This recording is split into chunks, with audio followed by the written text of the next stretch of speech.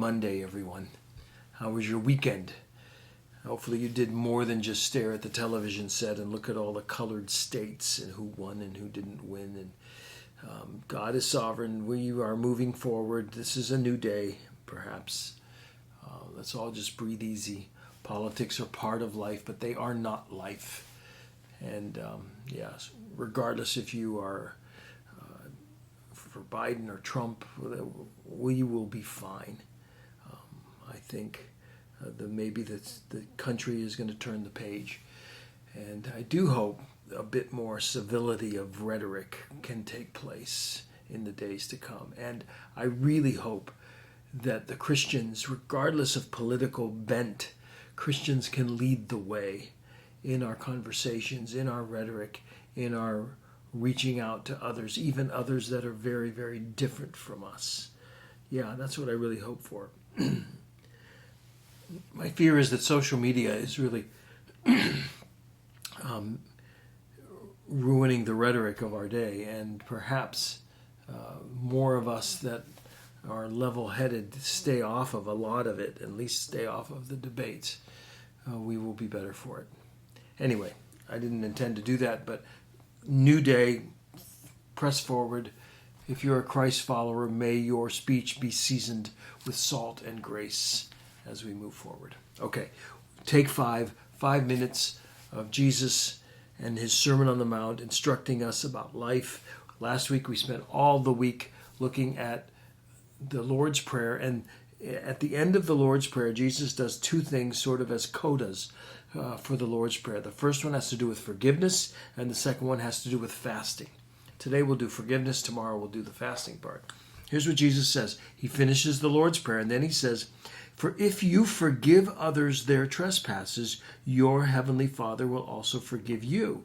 But if you do not forgive others their trespasses, neither will your Father forgive your trespasses." It sounds conditional, and Jesus even gave the parable of the unjust servant who was forgiven millions of dollars, American vernacular, and would not forgive someone that owed him 10 cents. And that wicked servant was thrown into jail until he could pay off his debt. Jesus' reminder, as followers of Christ, as we have been forgiven so much, we need to forgive. And if we don't forgive, then calling into question, or maybe calling into jeopardy, our own forgiveness.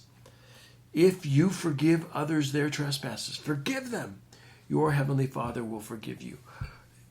Eternal forgiveness comes with knowing Christ. Knowing Christ ought to make us people who are forgiving people. As well, the day-to-day forgiveness that we need to experience even as believers, we will know God's day-to-day forgiveness as we forgive others. This morning is all about forgiveness. Are you a forgiving person? Forgiveness, someone has said, forgiveness is giving up my right to hurt you for hurting me. Forgiveness, think about that. Forfeiting my right to hurt you. You hurt me.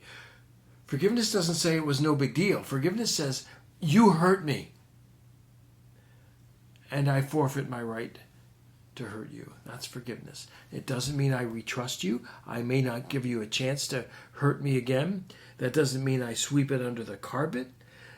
Forgiveness isn't a lot of things. Forgiveness doesn't say it's no big deal. Forgiveness doesn't excuse you and say, you didn't mean it.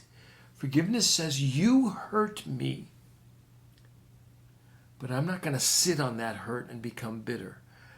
I'm going to choose to not want to hurt you back for hurting me. Think about that.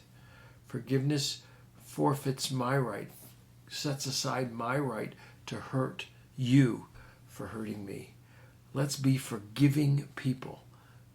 And as we are forgiving people, we will demonstrate, as our Christianity says, that we are forgiven people. That's our talk for Monday.